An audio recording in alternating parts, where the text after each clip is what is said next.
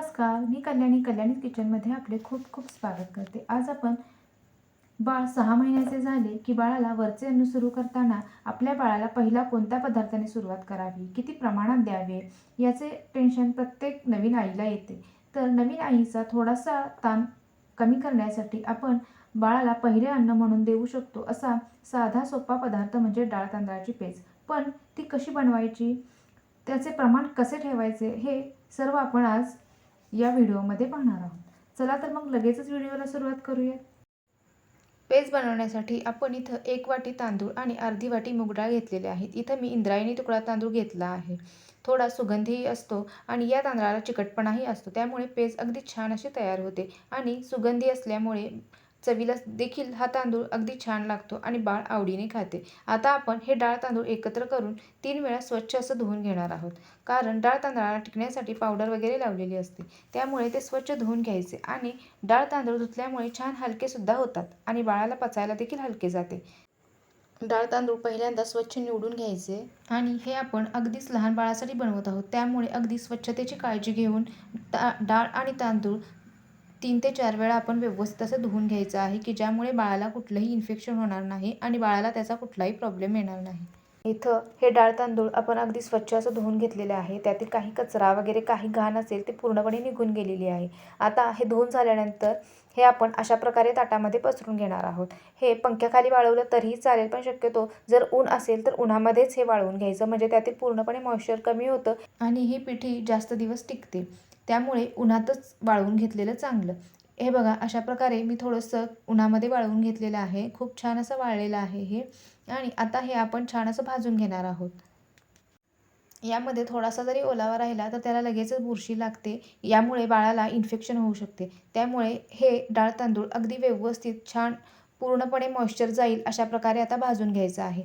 तर इथं पहा, छान डाळ तांदूळ आपण अगदी व्यवस्थित असे भाजून घेणार आहोत, की ज्यामुळे यामध्ये अजिबात ओलावा राहणार नाही आणि ही पिठी आपली अगदी जास्त दिवस टिकते। हे डाळ तांदूळ आपण 5 ते 6 मिनिटं छान खमंग सुगंध येईपर्यंत भाजून घेणार आहोत आणि सतत हलवत राहायचं, की ज्यामुळे डाळ तांदूळ करपणार नाहीत। जर करपले तर त्याला कडवट वास येतो, त्यामुळे बाळ खाणार नाही। त्यामुळे अगदी छान मंद आचेवर हे आपण भाजून घेणार आहोत। आपण ही पिठी तयार करताना जी काही भांडी वापरणार आहोत ती अगदी स्वच्छ असावीत, की ज्यामुळे बाळाला कुठलंही इन्फेक्शन होणार नाही। अगदी स्वच्छतेची काळजी ठेवून हे आपण बनवायचं आहे, की कारण हे आपण अगदीच लहान बाळासाठी बनवत आहोत। बाळाचं हे पहिलं अन्न आहे, त्यामुळे अगदी स्वच्छतेची काळजी घेऊन पूर्ण हायजीन मेंटेन करूनच आपण हे तयार करायचं आहे। तर इथं पहा, 5 ते 6 मिनिटे आपण डाळ तांदूळ छान असे भाजून घेतलेले आहेत। डाळ आणि तांदूळ छान असे फुललेले आहेत। अशा प्रकारे छान याचा सुगंधसुद्धा येत आहे। अशा पद्धतीने आपण हे डाळ तांदूळ व्यवस्थित असे भाजून घ्यायचे आहेत, की ज्यामुळे आपल्या बाळाला छान हे पचायला देखील हलकं जाईल। तर इथं पहा, अशा प्रकारे डाळ तांदूळ आपलं छान असं भाजून झालेलं आहे। आता आपण गॅस बंद करायचा आहे आणि गॅस बंद करून झाल्यानंतर आता आपण यामध्ये अर्धा चमचा जिरे आणि पाव चमचा ओवा टाकणार आहोत। जिरे आणि ओवासुद्धा आपण 1 मिनिटभर अगदी छान सुगंध येईपर्यंत भाजून घेणार आहोत। गरम तव्यामध्ये फक्त आपण हे हलकं फुलकं असं गरम करून घेणार आहोत। आता जिरे आणि ओवासुद्धा आपला छान भाजून झालेला आहे। आता आपण डाळ तांदूळ आणि हे जिरे मिक्स करून घ्यायचे आहेत। ओवा आणि जिरे घातल्यामुळे बाळाला पोटदुखी किंवा गॅसेस असे कुठलेही त्रास होत नाहीत आणि पिठीला चवही छान येते। डाळ तांदूळ बाजूला काढून पूर्णपणे थंड करून घ्यायचं आहे आणि मग आता आपण हे मिक्सरमध्ये अशा प्रकारे छान असं बारीक वाटून घेणार आहोत। इथं पहा, अशा प्रकारे अगदी फाईन अशी पावडर याची आपण करून घ्यायची आहे। चाळणीने थोडंसं चाळून घ्यायचं, म्हणजे अगदी फाईन अशी पावडर तयार होते। इथं डाळ तांदळाची पिठी आपण तयार केलेली आहे। इथं तुम्ही पाहू शकता, ह्या पिठीचा वापर आपण 8 दिवसांपर्यंत करू शकतो। जास्तीत जास्त आपण 15 दिवस ही पिठी वापरू शकतो, यापेक्षा जास्त दिवस वापरायची नाही। अशा प्रकारे 10 ते 12 दिवस पुरेल एवढीच पिठी आपण तयार करायची आहे आणि हवाबंद डब्यामध्येही स्टोअर करायची आहे। आता या पिठीपासून पेस्ट कशी तयार करायची ते आपण पाहूयात। पेस्ट तयार करण्यासाठी हे भांडं घेतलेलं आहे। आता यामध्ये आपण 1.5 वाटी पाणी घालणार आहोत। 1.5 वाटी पाण्यासाठी आपण 1 चमचा भरून ही पिठी घालणार आहोत आणि अशा प्रकारे ही पिठी आपण व्यवस्थित अशी मिक्स करून घ्यायची आहे।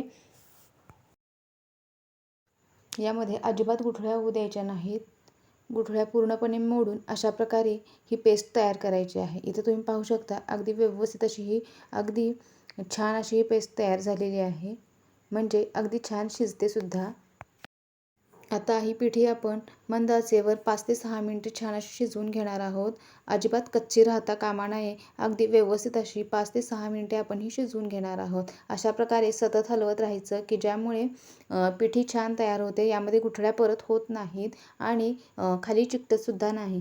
अशा प्रकारे 6 ते 7 मिनिटं आपण ही पिठी शिजवून घेतलेली आहे. इथे तुम्ही पाहू शकता आणि यामध्ये आपण जिरे आणि ओवा घातलेला आहे. त्यामुळे बाळाला पोटदुखी किंवा गॅसेस असा कुठलाही प्रॉब्लेम येत नाही आणि यामुळे बाळाला कुठलीही ॲलर्जीसुद्धा होत नाही. बाळाला यामुळे वजन देखील वाढते आणि बाळाच्या शरीरासाठी अतिशय पोषक अशी ही पिठी तयार होते. यामध्ये आपण मीठ किंवा साखर अजिबात वापरलेली नाही. बाळ 1 वर्षाचं होईपर्यंत बाळाला मीठ किंवा साखर द्यायचं नाही. बाळ अजून ब्रेस्ट फिडिंग किंवा फॉर्म्युला फिडिंगवर असते. त्यामुळे अजून ते अशा प्रकारे पातळच खाण्याची सवय असते बाळाला. त्यामुळे आपण ही पेस्ट अशा प्रकारे थोडीशी पातळच बनवायची आहे. बाळ जसजसे मोठे होईल तसतसे या पेस्टची कन्सिस्टन्सी थोडीशी दाटसर ठेवायची आणि सुरुवात करताना फक्त पहिले 2 ते 3च चमचे आपण ही पेस्ट बाळाला द्यायची आहे आणि त्यानंतर बाळ जसजसे खाईल तसतसे याचे प्रमाण वाढवायचे आहे. आणि यामध्ये ड्रायफ्रूट पावडर घालून सुद्धा ही पेस्ट आपण बनवू शकतो किंवा वेगवेगळी फळे घालून ही पेस्ट तयार करू शकतो. अशा पद्धतीने मी जेवढी शक्य आहे तेवढी माहिती देण्याचा प्रयत्न केलेला आहे. या पेजमधून बाळाला वाढत्या वयासाठी आवश्यक ती पोषक तत्वे मिळतात. बाळ छान आनंदी राहते. यामुळे बाळाचे वजन देखील वाढते. अशा प्रकारे बाळासाठी पहिले अन्न म्हणून डाळ तांदळाची पेस्ट नक्की बनवून पहा.